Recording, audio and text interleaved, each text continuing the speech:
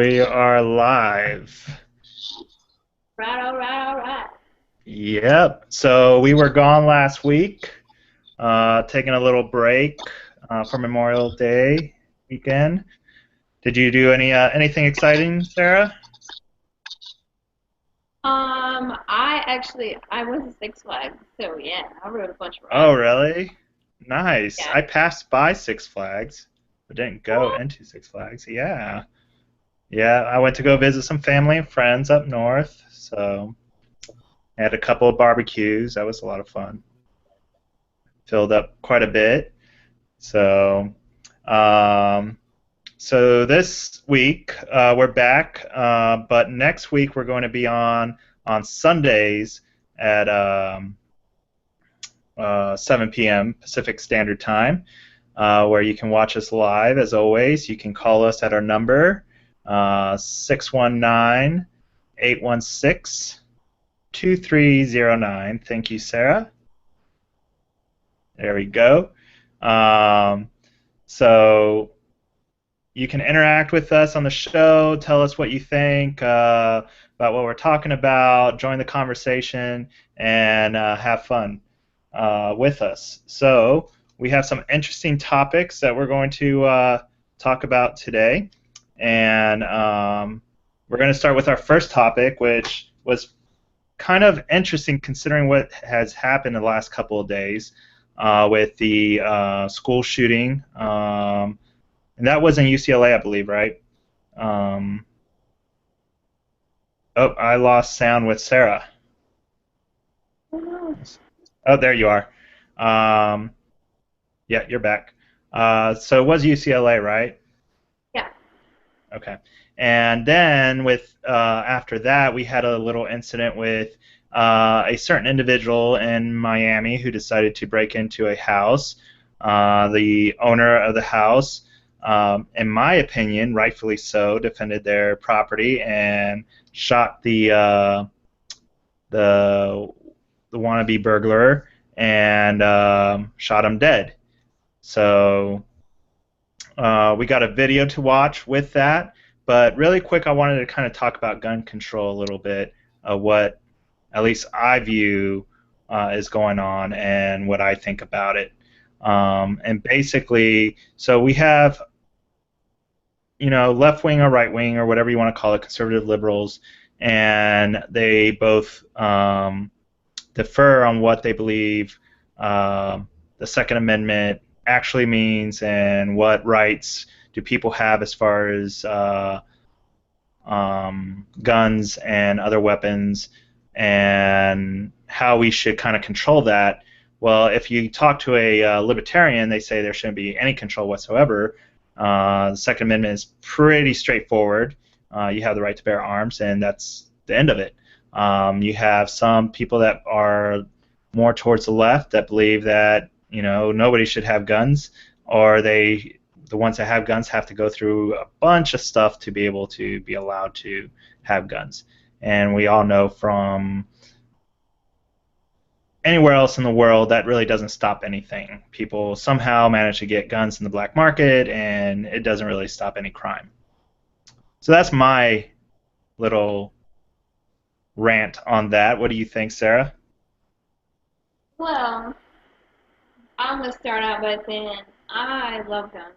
It's my job to use guns. I teach people how to use guns. It's what I do. I've been shooting guns since I was a kid, and I'm also pretty liberal. Not to a scary extent, not burning anybody's houses down for like being Republicans or anything. But with that being said, I'm a little bit conflicted. I'm kind of in the middle of this issue because I don't think that we should just let any have guns. I do think that there should be some restrictions on it, but I do think that your average tax-paying, law-abiding citizen should definitely be able to have guns. You're right. But I do think that there um, should definitely be required education, and that's something that I think people kind of put less thought into. It's usually either like one or the other, like nobody should have guns, or everybody's just have all of the guns they want, with no restrictions. And I think some of the things they do, like they try to restrict the size of magazines that can be or whatever. Well, that doesn't work at all. Not even a little. Right. I mean, it does. I don't think it even matters. I mean, It doesn't. what control does that have? I mean, a gun is still going to shoot somebody. It's still going to kill somebody. Yeah, but then again, who really needs, you know, an automatic weapon with like a 50 round mag or some crazy shit? Like, is that really necessary? Like, who uses that for like home protection? You know. But Well, yeah, but why does that even matter though? Like, I mean, if yeah, somebody actually needs it or not, why put a? I mean, yeah. personally, I don't really care about that restriction all that much because again, a gun is going to kill somebody regardless. But I just think that people should definitely, whether they think they know about guns or not, I think they should regularly have to, take certain courses or something like that to make sure that they're um, following all the safety precautions and they actually know how to use their weapons. Because I know when I've tried to teach people how to use guns a lot of times, or whatever the situation, um, they think that they already know how to use the gun because I have a gun at home and I was raised around guns, whatever. But then they'll make like rookie mistakes because they're so overly confident in themselves that they think, well, I just know everything, follow the rules that you tell me I have to or whatever. So that's how dangerous incidents happen. And all these people, they want to have guns laying around all over their houses, and they'll load them up, and you have kids in your house, and then your kid accidentally shoots themselves or you or whatever because you don't properly store your weapons. So I think that some of these things are things that should be addressed, and that's different than just the home protection issue off topic, but um, I think that we definitely should care about who we give guns to because why make it? If you're like a felon, I don't think that you should really be carrying around guns. Well, I mean, I get that, but who's gonna teach the courses though? Is it going to be a civilian um, corporation that does it, and you just have to go require? Or is it going to be like something like the DMV where you have to, go through a strenuous process, wait in long lines to get, this education and take a test or, whatever you got to do to get a gun? Then it's one more thing that now the government has control over. I know I feel you, but thinking like this, I don't know if you ever hunted. Do you hunt? Yes. Okay, so I I don't know how it works in every state, but many states require a hunter safety course before you're allowed to get your little card or whatever, Right. and before you're allowed to hunt. And that it's just a course. I honestly it's been so long since I've taken it. I don't remember how long it takes. But it's a simple course that teaches you the safety rules, keep your keys, all that good stuff. And it's it's really informative, and I think something like that, every maybe couple of years or something would be good. Maybe like a little bit more expensive, but I don't think it has to be something crazy. Just informative to the point where okay, you know how to use your particular weapon. You know how to take it Right. apart and know how to load it properly and stuff like that. I just think that if you're going to have a weapon, you should know how to use it efficiently. Yeah, I don't know how the government would do it though. Like that's I guess my biggest fear is how would the government control that? And for me, as far as my views go, I really don't want the government in a lot of my business, especially the federal government. State governments, I think that would something I think the state government should kind of handle, and it should be state to state, how they want to handle it. Um, Tell us what you think. Our number is 619-816-2309, and You tell us what you think. What is your opinion?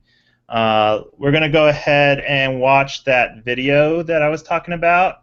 Um, Let me see about the burglar in Miami and the lady that shot him for being in her house, which I think rightfully so. But enough about that, and we'll go ahead and watch the video. Fights back, shooting and killing a would-be burglar. Police say she shot and killed the teenage thief while he was climbing out of her window. CBS Sports' Gabby Fleischman is live at the scene with the latest. Gabby. Vanessa, neighbors tell me that this home has been burglarized in the past, which is why the homeowner set up these surveillance cameras. Detectives say the security system actually alerted the homeowner of the break-in last night. We did get a chance to speak with the sister and the cousin of the young man who was killed, and they say they don't understand why that homeowner had to take matters into her own hands instead of waiting for police. I don't care if she have her gun license, her rights, or any of that. That is way beyond the law, way beyond. Relatives of 17-year-old Trayvon Johnson are angry. The teenager was shot and killed last night by a homeowner who police say was protecting her property. He was not supposed to die like this. He had a future ahead of him. Trayvon had goals. He was a very funny guy. He was very big on education. He loved going to school. He loved learning. Last night, Miami-Dade police say the D.A. Dorsey Technical College student burglarized a home south of 79th Street near I-95, just blocks away from where he lives. Detectives say the 54-year-old homeowner was alerted of the break-in by her security system. With officers already on their way, she rushed home to check things out, and police say she was armed. She observed a subject exiting the home through the rear. According to detectives, there was a confrontation and one shot was fired. Johnson was pronounced dead at the hospital. Hey, what's wrong with her? She did not have to shoot him. There's no reason that she should have waited until after he walked out the yard to try to shoot him. If she called the police already, then why would she shoot him? Relatives say they don't believe Johnson stole anything from the home, but detectives would not confirm that. You have to understand, you have to look at it from every child's point of view that was raised in the hood. How he gonna get his money to have clothes to go to school? While the investigation continues into whether the shooting was justified or not, detectives want to remind the public that, if possible, it's best not to take these types of situations into your own hands. If there's any type of situation that happens or they believe there's a burglary at their home. All right, so again, this video really angers me. I'm gonna drop my camera because you have this young man's family justifying. I think that part really pissed me off, justifying why it was okay for him to go into this house and steal somebody else's property. I don't care where you're from or what your situation is. Stealing is stealing, and okay, it's somewhat understandable. You see people out in other parts of the world. And I'm not talking about the United States. I'm talking about outside, like in continents in Eastern Europe, Asian countries, African countries, South American countries, where you see people that are desperately in hunger that will go and steal, and they really absolutely have no choice.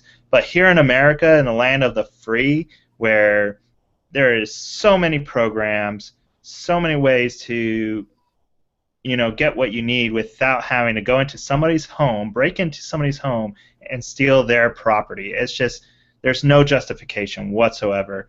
And say that this woman had no justification to protect her property is just, I have no words.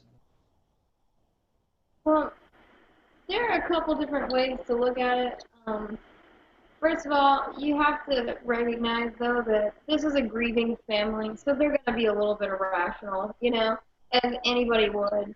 They're grieving, they're sad, whatever. Do I think that the lady should have shot him? No. But was she 100% within her rights? Yes, she was. So that was her own decision to make. Would I have done the same thing? Probably not. Maybe, who knows?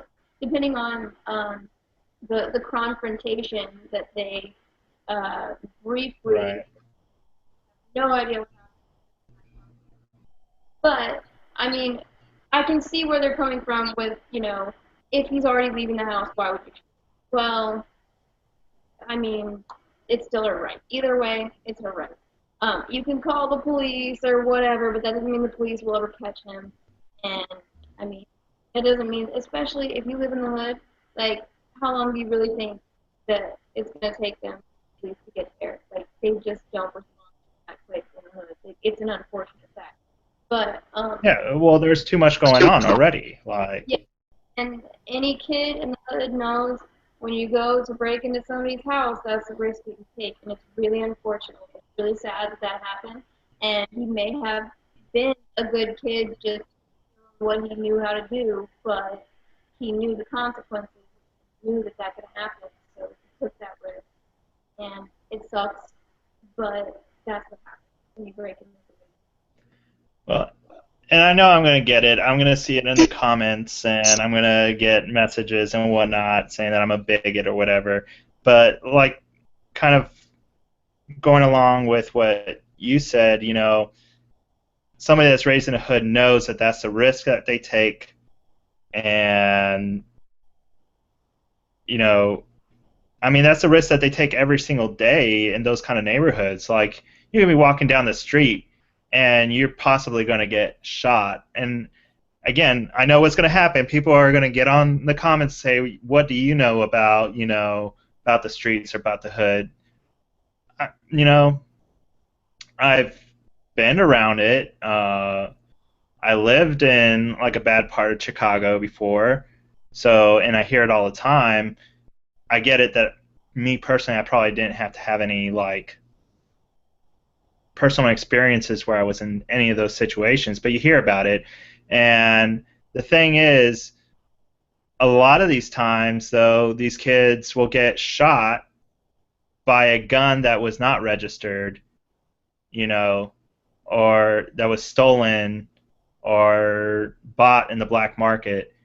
So, what are gun controls going to do about that? I really don't see anything ever fixing that problem. the issue with that lies in education, because when these kids are brought up, they're brought up that you can go be shit, so why try? The kids in the hood are often they don't get the best schools, they don't get the best teachers, they don't get the best technology or books, or they're basically taught, your parents ain't shit, you're not gonna be shit. So you better learn how to hustle, and that's how that ends up happening. I don't necessarily think that this shit is really this kid's fault because that's what he grew up around, but he knows at the end of the day that when you get into the business of crime, you are taking. Right. And you say you were talking about education in those kind of neighborhoods, and we can always get into this in like other further programs, but my thing with it is who is going to finally take responsibility for that though? We hear about it. Oh, well, that's just the way it is in those neighborhoods. They're learning it, from an early age. Who's going to take a responsibility and teach these kids? That's not a way of life. That's not the right way of life. When is somebody going to take accountability and responsibility for it? Yeah, I mean, So. it's generational. This shit has been going on for generations upon generations. It's what you're born into. People don't think that they can be anything. They don't think their kids can be anything. And, you work, put food on the table to survive, but if you don't ever strive for more than that, And I'm not saying that it's easy for people who grown up in the hood. It's not at all. It's a lot harder than people who grew up No, that I've had, whatever I've had, middle class, whatever. But you just have to struggle. You have to struggle and try really, really hard. And some of that is, if you're from a poor community, it is very hard. You have to be good at some kind of a sport. You have to get scholarships. You have to be really good in school. And if you don't have the support to make that happen, it's not going to happen. Because kids who aren't taught that they can make something of themselves don't ever know that they can make right. it. Have to go to things like that. If you're just taught, well, you ain't going to get to college, that you ain't going to do this, you ain't going to do that, you might as well just, get some kind of shitty job that you can support yourself. Right. Or, Well, and this goes right along with our next topic that I kind of wanted to get into is with this controversy. I've seen it in Facebook. I think I actually you shared it with me about this fashion designer. Her name is Adriana de Grease. She designed a clothing or a dress or whatever that had the picture. Let me see. Now I can't find it. With with a image of a black lady with a some sort of muzzle or something, but it's very decorative. It's like all made out of gold or whatever, and some people took offense to it in particular. And I just realized this right now from reading this. One of the main people that was offended by it. I'm not going to put out her whole name because I don't want to violate any private, policy or rights or whatever. But I mean, she posted this publicly. So, but her name is Tanya, from the United Kingdom, and she discussed, or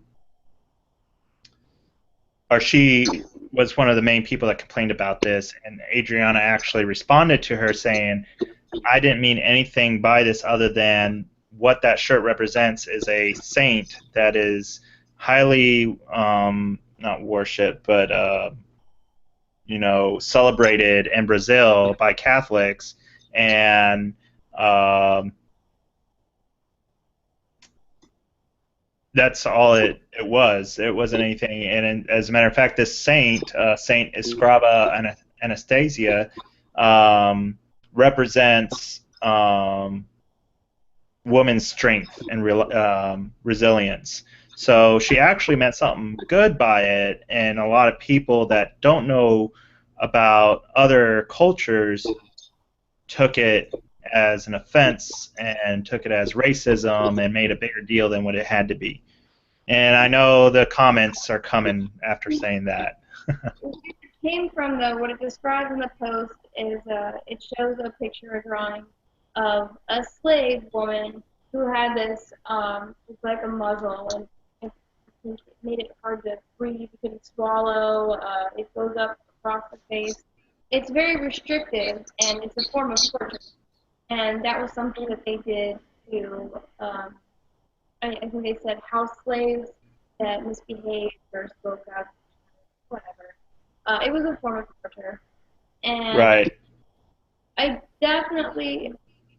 can see where people are coming from, I suppose, but I think something that people don't really think about is that art is subjective. So even if that was what she was referring to, as opposed to the Brazilian history of it, I think that it still could definitely mean something empowering to her, and maybe she was trying to bring, awareness to this, and they're bashing people for not knowing the history of it and whatever, and I'm like, well, that we wouldn't even have this dialogue if it wasn't for this dress. So sometimes art is meant to make people angry. Now this time, I don't think it was. And some will argue that fashion isn't art. Well, I think that is art, especially in this case. Sometimes fashion has very big messages, and I get where people are coming from, I suppose, but this is art, and you can interpret art however you want, and you can't be angry about art, because that's the whole purpose, is to incite emotion. That's what art is. So be mad all you want, that sometimes is the intention of an artist. Right.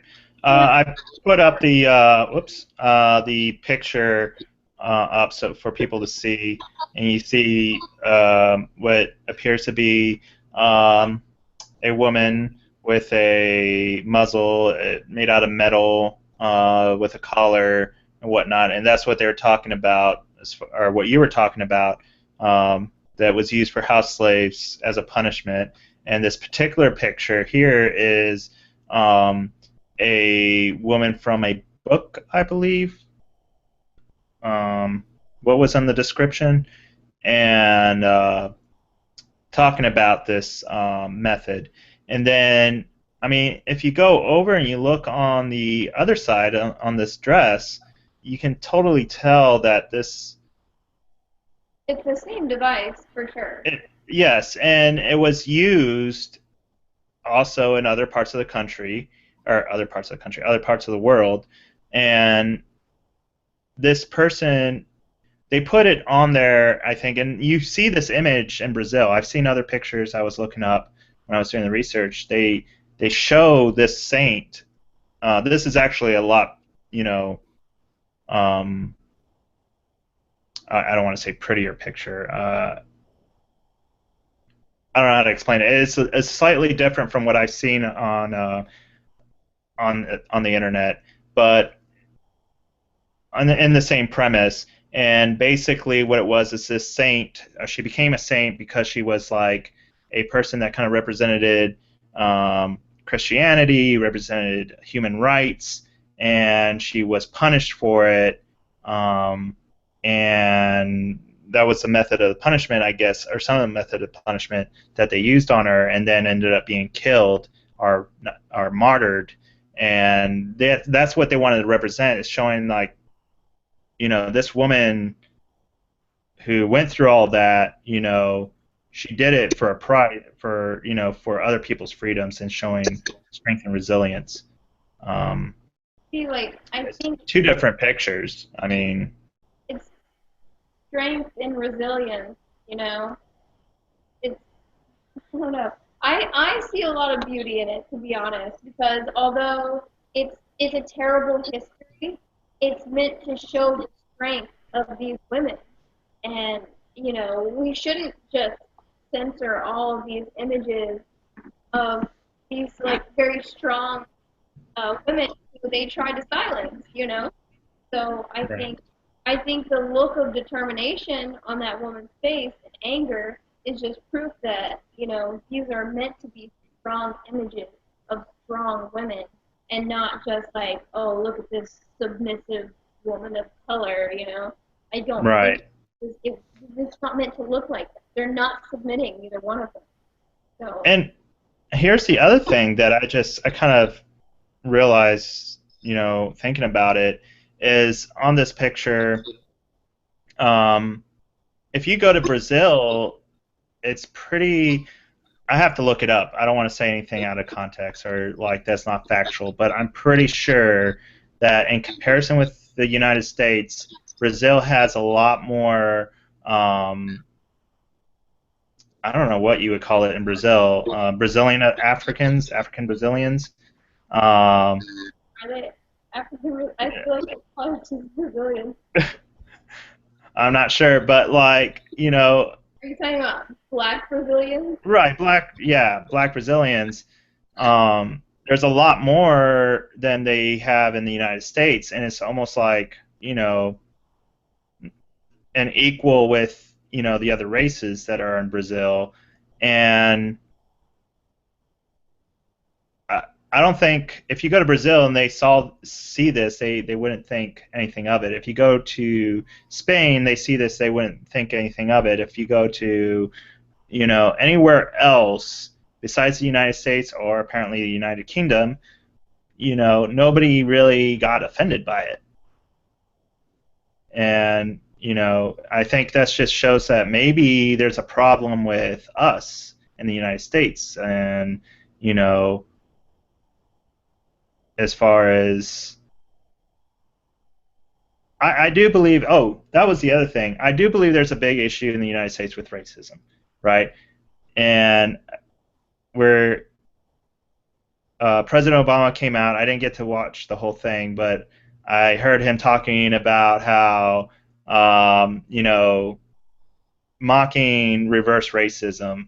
Well, it wasn't exactly mocking reverse racism. I'm putting that in quotes because reverse racism is not a real thing, and I don't care what anybody thinks about me saying that. Reverse racism is a stupid idea, okay? Racism is racism. If you look up the definition of racism, nowhere does it say it can only be against black people. Okay? So Right. that being said, Exactly. I mean, there's he probably racism issues everywhere else in the world. I mean, I grew up in Europe. I grew up in Spain, and I was, I've had the moments of being discriminated for being half American, and granted, it's not really a race issue, but it's still discrimination nonetheless. And I get it. I personally, and I actually talked to my mom about this this past weekend.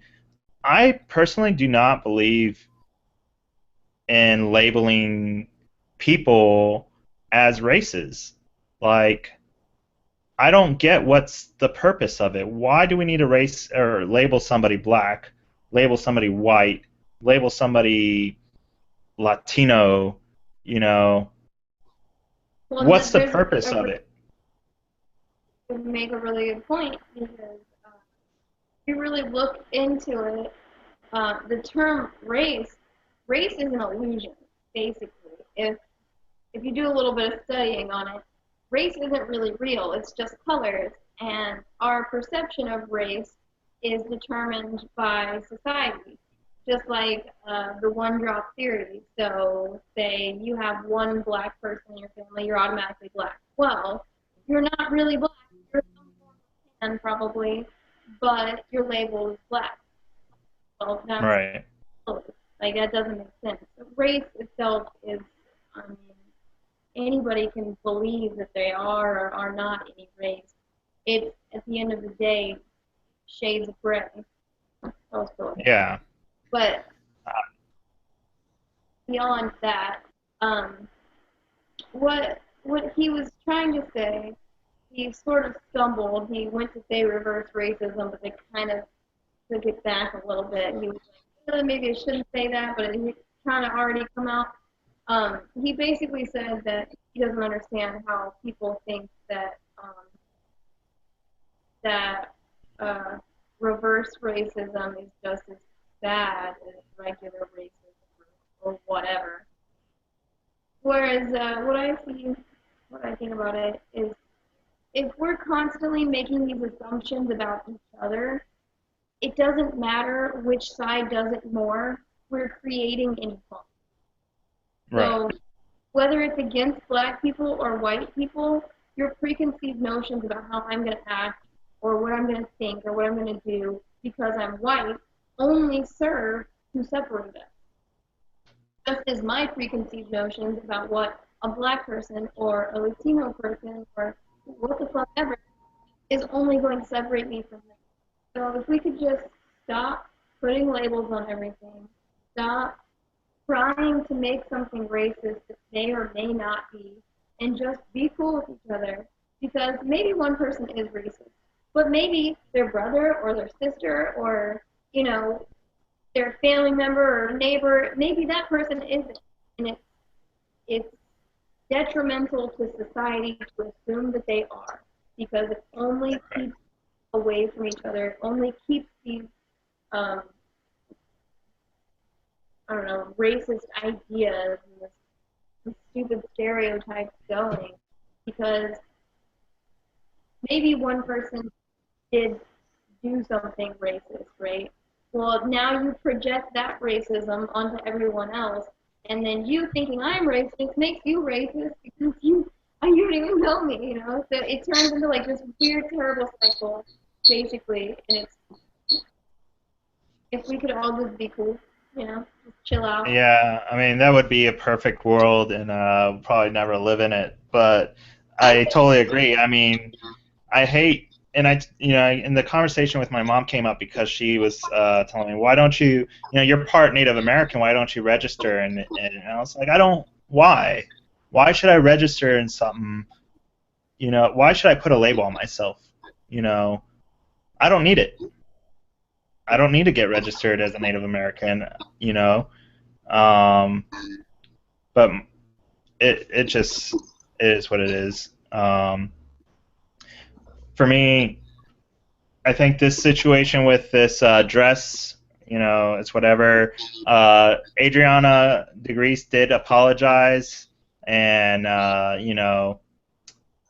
mentioned that this dress was never meant to be for sale and will never be for sale. And, but I like the dress, to be honest. I wouldn't mind seeing somebody in it. It wouldn't bother me, but for saying that now, I'm going to get labeled as a racist, and that's just what it is. So. Well, people see like the bad side of history, and they say that they want it to be embraced, and they want people to know history, but at the same time, you're sweeping it under the rug. So you're not really advancing the cause, and showing the terrible parts of slavery if you're refusing to let them be seen. Right. That's my last statement on Well, that. I'm really excited. Let me pause that real quick. So we're going to go ahead and go into a lighter mood. What do you think, Sarah? Oh, yeah. So this has become big. I'm pretty sure it's old now. It's probably, outdated. But it was a big thing. It was a big trend, and it made headlines. It was the most viewed video on Facebook, and it just exploded like crazy. And I laughed at it. I watched like a million videos after that on like they made memes about it. People react to it, and it's I can watch it like 1,000 times and I'll laugh my ass off. And so we're gonna go ahead and watch it if I can get it to work. I just had this one. So we're gonna go ahead and play it for everybody. Okay, there we go. And I think everybody can see it. And I'll stop talking and just play it. Okay, I went to Kohl's today. I had to make a couple returns. Stuff didn't fit. Surprisingly, it was a little too big. Thank you. I know some of you may be thinking the opposite. Shame. No shame. It's all love. It's all love. Okay, so here's what I found when I was at Kohl's, and I'd like to say that I bought this for my son that would really, really want it. And let's be honest, he'll probably confiscate it from me. Confiscate? That's a word, right? Okay, so he'll probably take it from me. However, this is mine. Like, when it's said and done, at the end of the day, this is mine that I bought. And I'm going to keep it for my own. You can see it kind of has Star Wars. Oh, you're getting a little hint. Okay, so you want to see what I got? It's so great. I can't wait to show you. Okay. This is part of my birthday joy. Still rejoicing in my birthday. And so here's what I got. I'm going to take it out of the box. And I can't wait to show you. Okay, I'm in a parking lot, and people are literally looking at me like crazy. I don't even care. Okay, so here it is. Hold on. It may be a little tight. It may be tight on me. I got to undo it just a little bit. Hold on. Stay patient, people. Stay patient. This is going to be worth it. I promise. Maybe not, but it's worth it to me, and I had to share with my friends on the internet webs. So here's what I'm having trouble getting it. Okay, patient. All right, we're doing good. Okay, so this is what I got. Once again, this is for me, not for Duncan, not for Cadence. I mean, I'll let them play with it. I'm not a bad mom. I'm not a jerk, but in all honesty, at the end of the day, it doesn't go in their toy box. It goes in my room. So here we go. I gotta take off my glasses for it. Oh, naturally. Okay, here we go. So, yes! Now watch when my mouth actually moves. That's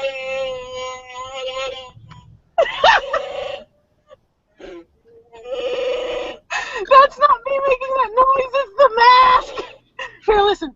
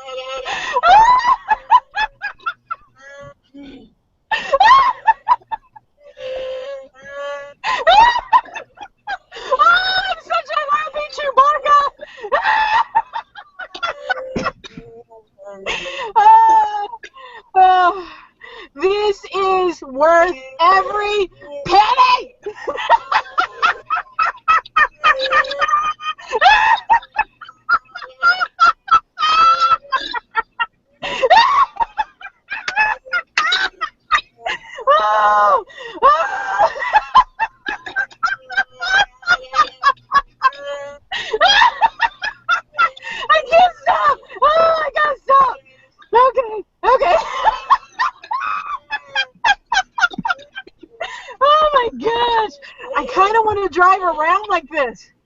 Oh, okay, now. All right, we'll stop there.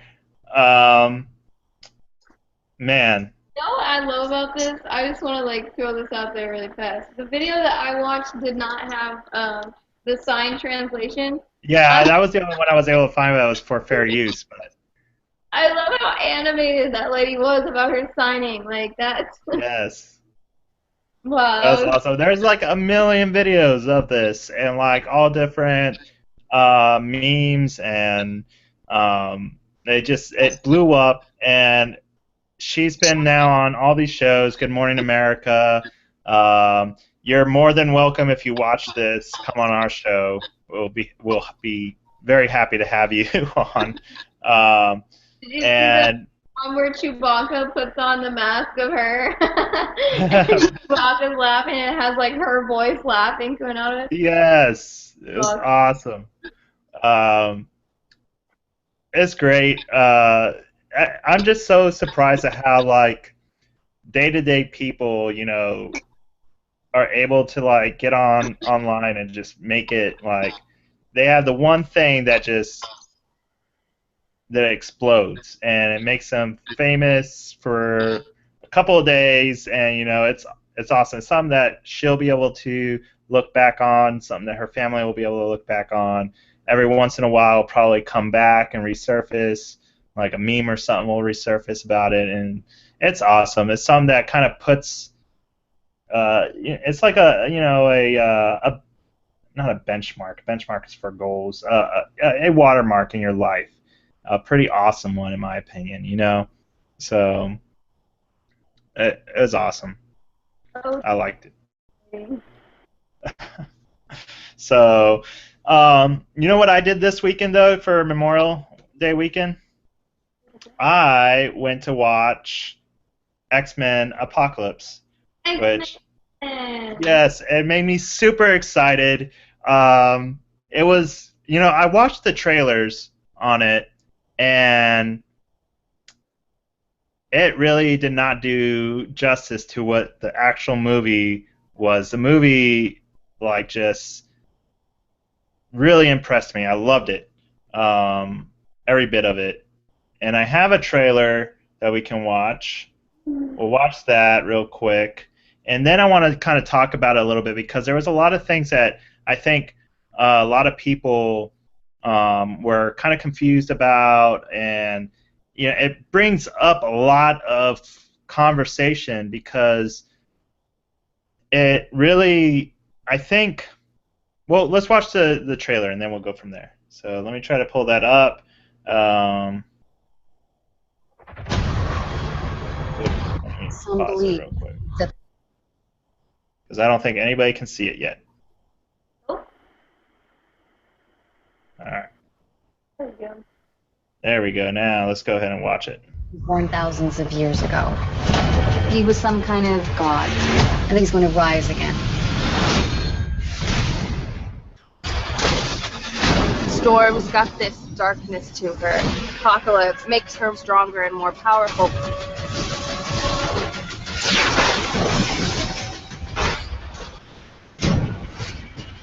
Angel is very angry. He casts a shadow of death across the land.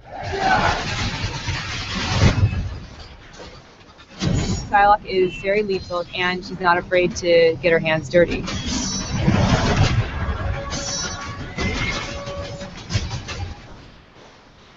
Whatever it is you think you saw in me, I buried it with my family. Magneto is joining Apocalypse to wipe out the human race. They took everything from me. Now they'll take everything from them. Awesome movie. So, and I don't know if this would be a spoiler alert or not. Did I? Okay, yeah. What's that? I was thinking like I might accidentally give a little bit, so I'm gonna go ahead and preemptively say spoiler alert because I Okay. come out of my mouth. Well, and it's going to happen probably by accident. But so the main question that I get asked a lot about this movie that has confused a lot of people is the whole Storm being in Egypt and then getting with Apocalypse and joining him to destroy the world, and but in all the other past movies, she's with the X-Men and she's with, she was in the school. Where if this wasn't supposed to happen because all of this happened, kind of got triggered because of what happened in the movie where they went to the past and tried to change things. How would she have ended up with the X-Men if that would haven't happened? So there's a lot of it seems like there's a lot of alternate realities in the X-Men series, and from what I was explained by somebody that I know that's really big into comics, I should have invited him to the show. Is that even in the comic books, you run into like different realities of the X-Men series. Yeah. That because of all these different powers and messing with time and time travel and whatnot, you end up with different realities, and it does get confusing if you're not paying attention. So, other than that, what did you think of the movie? Okay, well, one of my issues with it that I felt was weird. Okay, so in the past movies, granted it's been a while since I've seen some of the other ones, but I don't remember them ever mentioning this apocalypse shit happening. You know what I'm saying? And it's weird because I can't imagine why that wouldn't have happened before in the other alternate reality, because it really didn't have anything to do with the X-Men. It, like him rising again or whatever. So he would have been there. Right. This would have been either way. At that, I mean, butterfly effect, whatever you want to say, but I feel like that would have happened. So in the ending, spoiler alert, spoiler alert, spoiler alert, turn away now if you don't want to know. The reason why he defeated is because Storm, and like partially because everybody sees Mystique as Mystique, and she had been the hero from the last movie. It was because of her that everybody was saved. Wow, she was like a huge hero. So when they saw her, they were like, "Oh shit, let's help her get rid of this apocalypse dude," and that's why they won. So Right. if in the other alternate reality, Mystique hadn't been the hero and all that shit happened, then Apocalypse would have won, right? So You would, yeah, and you would think you would have seen that in the original movie in the first X-Men, because that's when they were already old, and it was Dr. Xavier and Magneto were older, so you would think the world would have been different, unless the movie is based off of after that ripple effect, I guess. well, and also Professor X lost his hair because of the shit that happened with Apocalypse. So this had It's to true. So that had to happen. Yes, definitely. like a lot of like just like okay with Storm. I mean, you had said before that the reason why she's powerful on her on the older X-Men movies is because she had realized her powers already, and that's why she had straight hair and she was Right. But in this movie, Apocalypse is the one who like strengthens her power, as well as Magneto's. So it's kind of like, did that happen or did it not happen? Right. Well, and then I get that as well, but then you go back again to the very first movie, and Magneto is not as strong in those first few movies as he is in this last movie. So No, I don't think he had the powers to move entire, everything on the Earth's floor all at the same time. Unless, It's been a while. It's been a while. Please, somebody yeah. call and correct me if I'm wrong. But Yeah, yeah, and because I was remembering him as being pretty powerful before. Now, maybe not, maybe not to that extent, but Storm definitely has been extremely powerful throughout the whole season. right. Yes. Oh, and I mean, what I really liked about this movie, though, and I've heard a lot of criticism by it, is Jean. The actress that they picked for Jean is from Game of Thrones. I forgot her name, but she plays Sansa in Game of Thrones, and they have her as Jean in the X-Men now. A lot of people had complaints about that because they're like, oh, they're just trying to make the movie bigger or more noticeable, having somebody from Game of Thrones. I think this movie would have been great regardless. Yeah, I think she did. I think she was perfect pick for Jean as a younger Jean, and the other. all of them. To be honest. What's that? I think he did pretty good on all of them, to be Oh honest. yeah, definitely. They I had mean, a really good cast. done. The only thing that sucks is Wolverine. You can't really replace Wolverine, Yeah. And he's getting old, you know what I'm saying? So they can't really I just don't feel like they can put him in there anymore. Yeah, I don't know what's going to happen with that with future movies. But I feel like They're going to have to find somebody else. They're just they're going to have to eventually. I mean, What's that? I feel like they're just gonna have to leave him out or find like if you can find somebody that looks exactly like him because he's not supposed to age at all. Right. So And they tried in this last movie. They really tried to make him look younger, but and fear in the with some last makeup. What's that?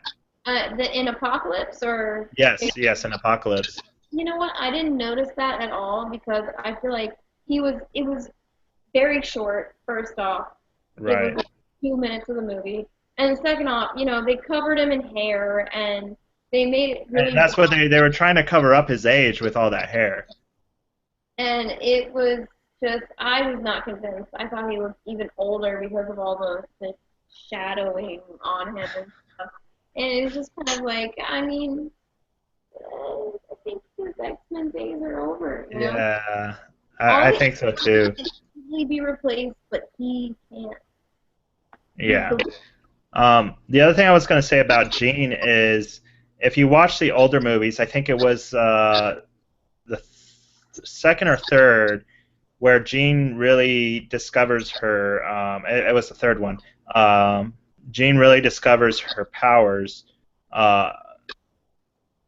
to the extent because she is the most powerful X-Men out of all of them, and she kind of takes a handle of her powers in this movie. But if you watch that third movie, she was still struggling and controlling her powers and didn't even know the extent of her powers until that third movie. But here they show at an early age that amount of power that she has. So that's also kind of confusing, I think, for a lot of people as well. I think there were just several. I mean, they're trying to make a good movie, but it's just really hard because I don't really think they were planning on doing this. I don't know if they were planning on X-Men being as successful as it was and lasting as long as it has. They didn't know the whole remake bullshit. I don't feel like they are supposed to keep making. From what I've heard, I don't know if it's true. I'll do more research on it. But from what I've heard, they're supposed to keep making X-Men up until 2023 or something like that. Since now that they've kind of rebooted it, that makes sense. But I don't think dealing with the first X-Men movie, they realized how far this whole thing was gonna go. Yeah, no, I don't think so either. This came out how many, like a decade and a half ago or something like that. I remember, like, my earliest memories of X-Men was when I was like 10 years old, sitting in school suspension in trouble, just imagining me like being an X-Men and like getting all my, like I got him, like, because I'm an X-Men, I wanted to be Mystique. Right. Um, yeah, I'm too old. That's all I gotta say about that. Yeah. Oh. So really quick, we still got one more topic to talk about, and it was the reason why I titled our show today "Poop." So you and I have talked about kind of a little bit about medical technology and some advances and stuff, and we talked about it in the last show, and I could not believe it was fecal transplant. So I had to do more research on it, and it is true. They do it in I think there's only the one center where you can donate your poop, and they actually pay $40 per stool. 3 of them, actually. From Oh, what really? I did, there are 3 of them. Okay, so I've only found one, but yeah, definitely there's 3 then.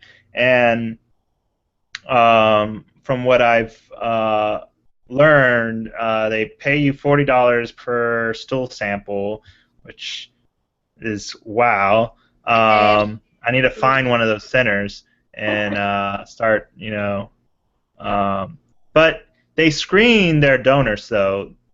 It's a very strict screening, and they have this like poop chart, and I think I have the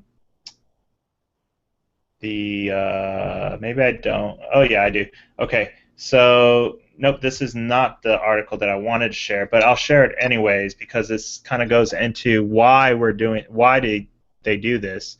So let me share that real quick, and so fecal transplant helps with combating a certain infection that is actually growing. I didn't realize it. It's one of those things that we end up not hearing until the last minute, really, until it becomes like it explodes, like the Vika virus and the Ebola virus. But apparently there are certain infections, bacterial infections, that antibiotics do not work at all. It does not cure this bacterial infection. And one of these infections is called Clostrid. Let's see if I can pronounce this. Clostridium difficile, or also known as, I think they have a shorter version of that name. It's also called, I can't find it now. It's like C. difficile. And basically, it's a bacterial infection that gets into your intestines, and it's resilient towards antibiotics, especially people that are prone to infections, just infections in general, and take a lot of antibiotics. This infection ends up being very immune to those antibiotics. So it's impossible to get rid of. Now, they found that with fecal transplant, there's 2 ways of putting somebody else's poop into your intestines, and that's either through the rear end or down the nose, which I cannot imagine ever doing either. But apparently it works. It fights this infection by basically it like introduces good bacteria into it, and it fights the bad bacteria. So that's my understanding of it. I know you've done a lot more research, Sarah, on the topic. A little bit, yeah. They pretty much got most of it.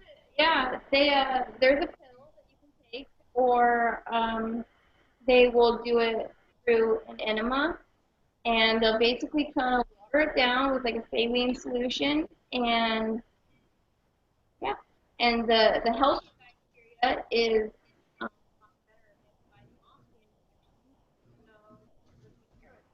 immunocompromised people do have a harder time fighting off infections. So those with HIV or other autoimmune disorders have a harder time with infections in general. These a lot of times are the people that have a hard time with this particular infection. And the reason why I found it important to talk about stuff like this is because they, it would seem, have found a bacteria that renders antibiotics useless. And this is extremely scary for everyone. If you don't understand what that means, imagine any kind of infection. All of a sudden, we have no cure for it. So they found a bacteria in a woman that makes antibiotics. And this is bad because bacteria is not like a gene. It's not her specifically. It can spread. So anybody is now susceptible to this bacteria, and we may in the future need more alternatives to antibiotics, such as this one, where it would be really difficult for some infections to find this kind of a cure, because who doesn't fix everything? Right. So that was why I felt pertinent to talk about this. So my understanding, as far as, and I think we're starting to lose our sound and we're running out of time. What was I going to ask you? So my understanding between like bacterial infection and viral infections, right? The only way to combat viral infections are with other virus, right, or antibodies, correct? Yeah. Is there a difference between antibodies and antibiotics? That's a good question. I am not a doctor. But I've heard both terms, and I've always been confused. I know viruses cannot die; they become dormant, and it just kind of becomes part of you. And bacteria you can kill.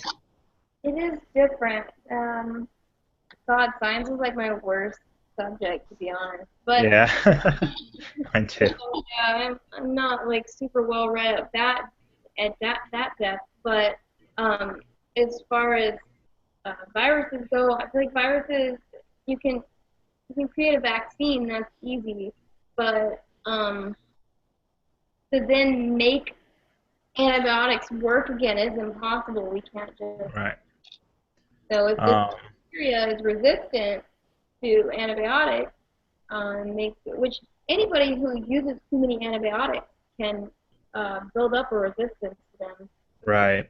They try not to give people too many antibiotics, and it might be because of us. I don't think people realize like certain infections can get out of hand pretty quickly. I remember, and it seems like, I don't know, to me, bacteria infection is way more dangerous than a viral infection, because I've seen what has happened with bacterial infections. I've had a family member that has died from a very bad bacterial infection that just spread way too quickly. There was no way of stopping it. The doctors tried, and it just spread so quickly, and it killed them, within days.